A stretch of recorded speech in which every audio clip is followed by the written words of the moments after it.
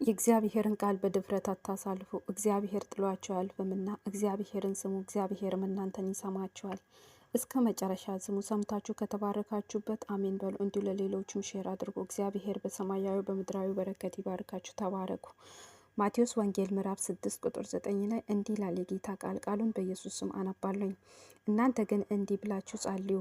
በሰማይ የምትኖር አባታችን ሆይ ስምህ ይቀደስ፣ መንግስትህ ትምጣ፣ ፍቃድህ በሰማይ እንደሆነች እንዲሁ በምድር ትሁን።